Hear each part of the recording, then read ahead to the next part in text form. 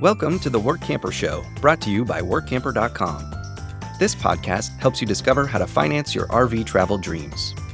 Each one of our episodes will introduce you to people who are already living the RV lifestyle or to work camping opportunities all around the U.S. You'll also learn how to hit the road the right way and make the most of every opportunity. Now let's turn over today's show to your host, Greg Gerber. In this week's episode, I will be speaking with the owner of an Idaho RV park that is undergoing significant renovations to recreate its former glory. He's looking for work campers right now as well as in 2026. Today's episode was sponsored by Workamper News. Creating a resume can be a cumbersome, intimidating task, especially if you haven't written a resume in many years. The unique Workamper News Resume Builder takes you through a step-by-step process to build a resume complete with all the information Workamper employers are looking for when reviewing applications. Once completed, your resume can be emailed to anyone, and the software tracks when and to who you have sent it. You can print out the resume or make it into a PDF, which can then be uploaded or emailed.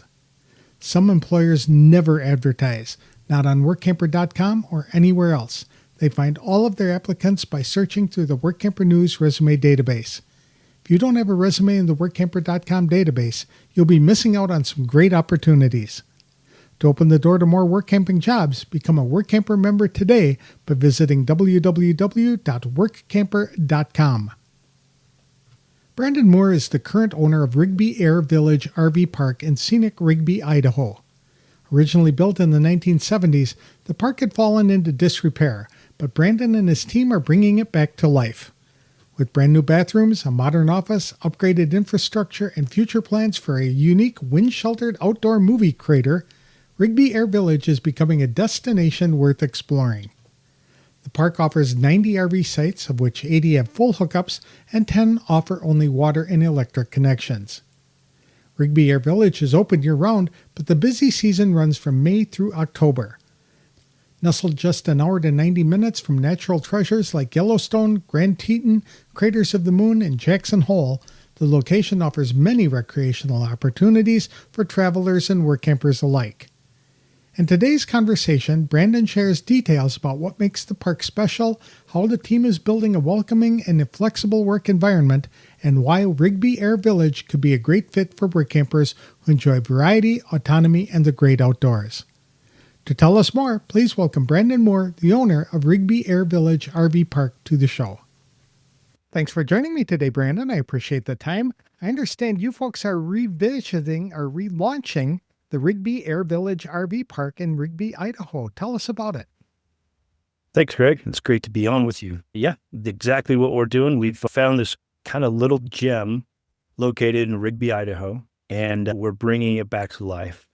The park was an established resort back in the 80s or 70s and 80s. It fell into a little bit of disrepair, but we've been bringing new bathrooms, new office, new facilities, upgrading the infrastructure, and we're trying to bring it back to the prime resort that it was. Very good. How big is the park?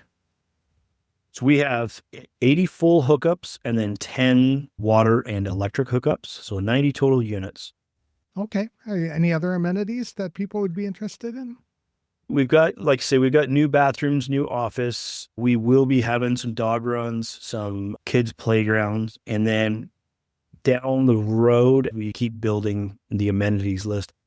We've got there's a weird crater in the back of the park.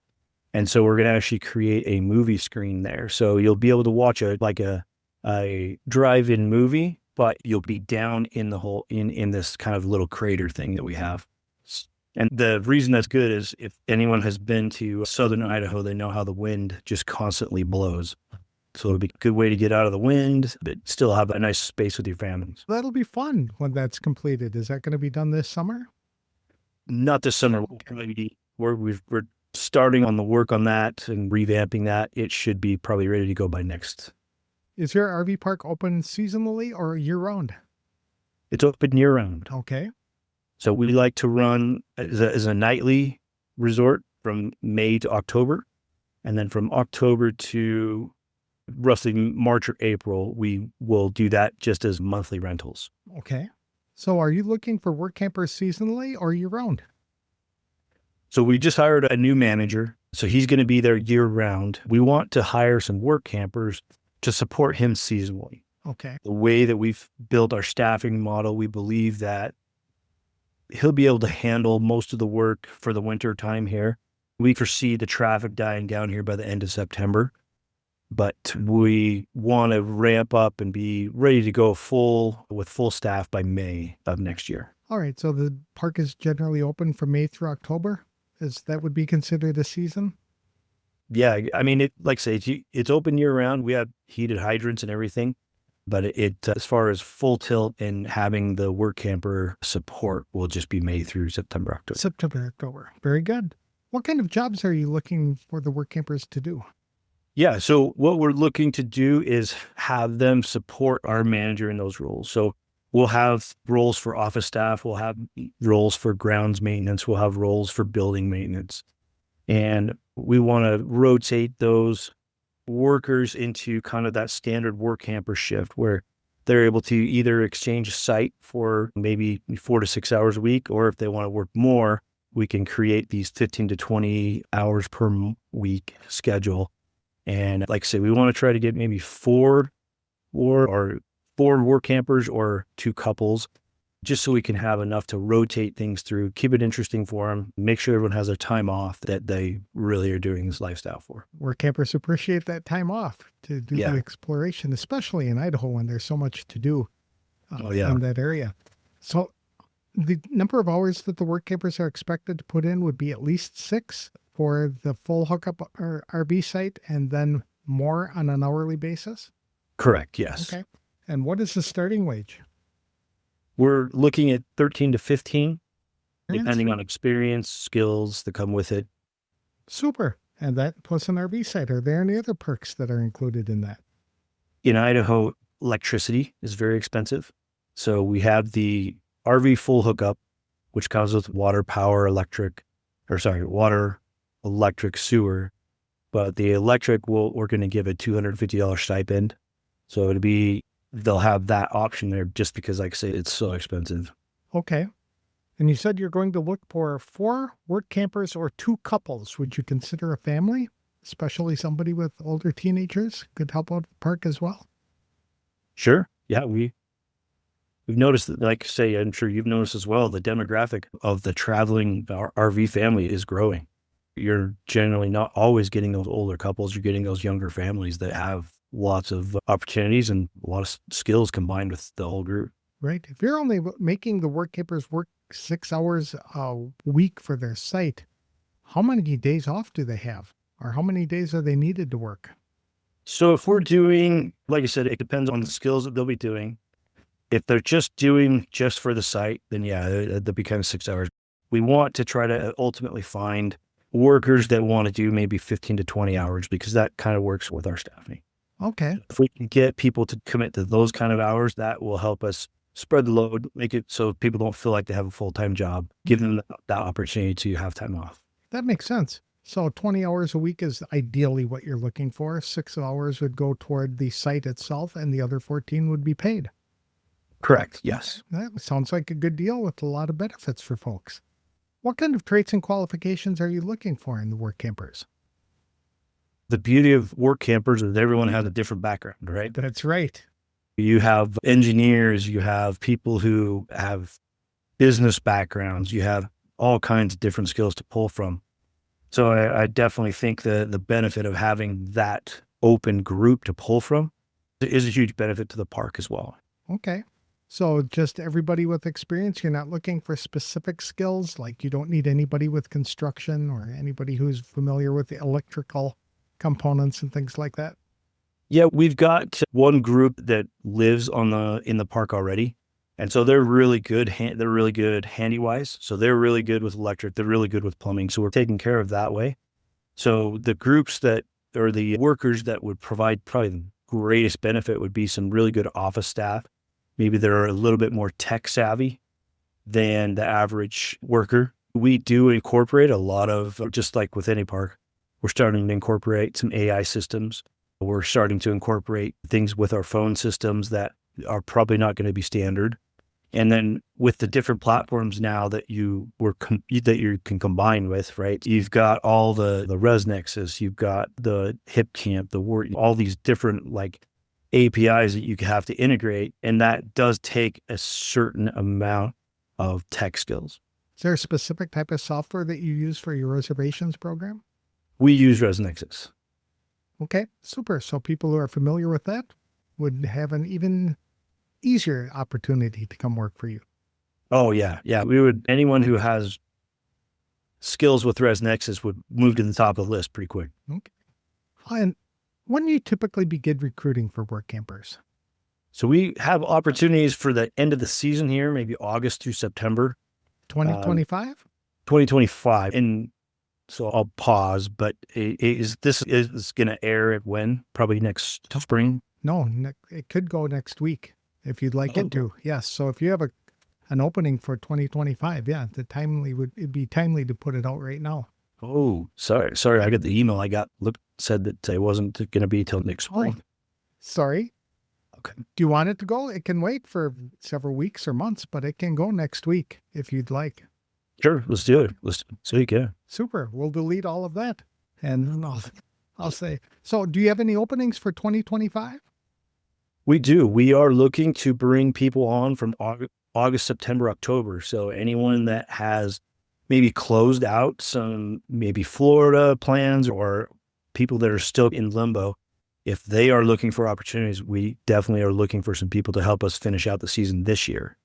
And then we will start recruiting for next year in January, February to make sure that we have a good list to pull from and then really be able to find those type of people that are going to be a good fit for our park. Okay. So you start looking in earnest for 2026 Workampers in January or February. What's involved in the hiring process?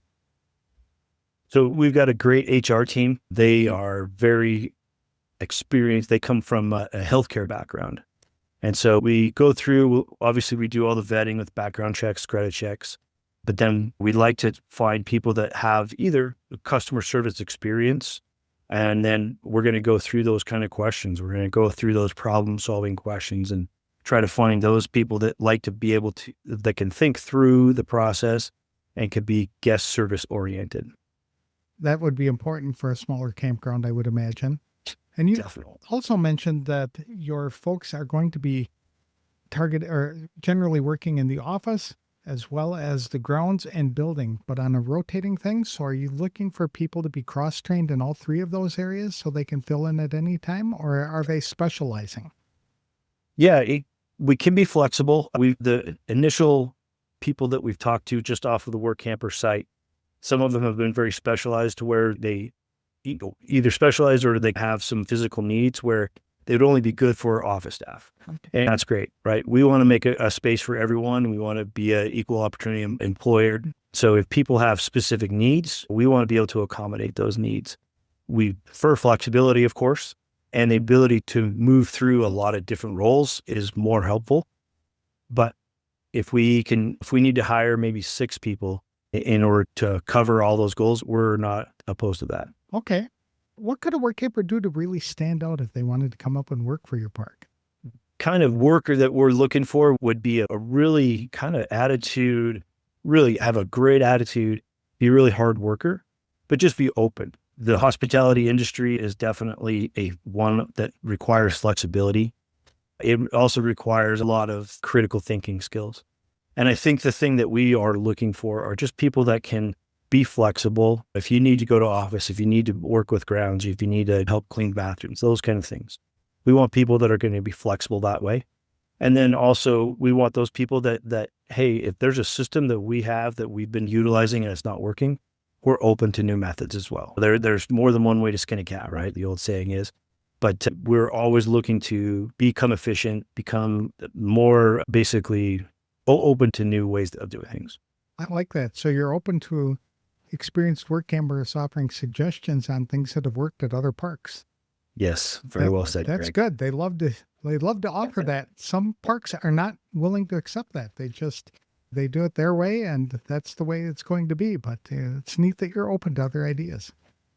Sure. Yeah. With anything, as long as it gets done, we're not opposed to how it got done. Yeah, as long as it gets there and the ratings of the park, we're looking to build that community, and we're looking to build that reference system that's going to have people wanting to come back to our park. What can people do in the Rigby area when they're not working? So Rigby, Idaho is a very unique spot.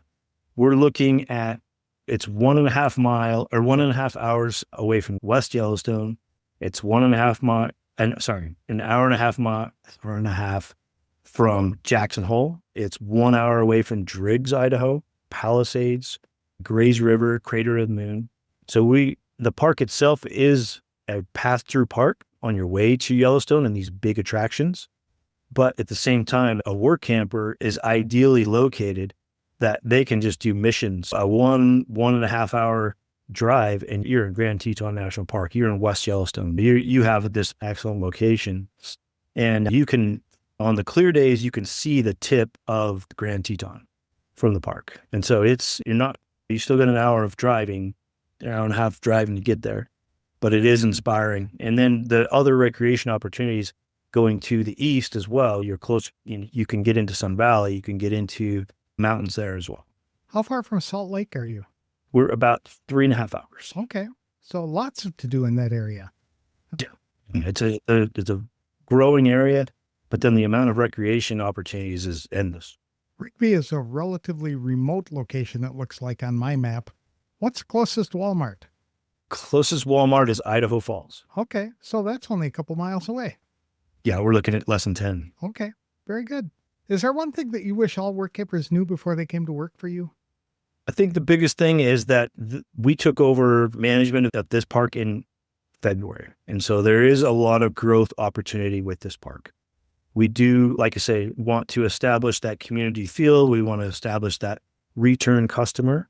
And that part of that process is going to be a growing process. And so I think those Workampers that have worked at very well established big parks, big resorts, big KOAs, is going to have a very different feel. We are going to be that mom and pop park that has that kind of low pressure feel, but we want to still just provide that comfortable environment for those guests that come through. Okay. Where can people get more information about this opportunity or about the park if they'd like it? Sure. We have a website, RigbyAirVillageRVPark.com, where they can look through and see what we have to offer. And then if people want more information, if workers want more information, they can email us at RigbyAirVillageRVPark@gmail.com. Okay. Very good. Thank you for sharing the opportunity with me today. It sounds like it'd be a fun park to work at for somebody who doesn't like it to be like hounded when they're working, that if they're self-starters and can do their job and do it well, then they'll be able to get that done. Very much. Thanks for the opportunity, Greg.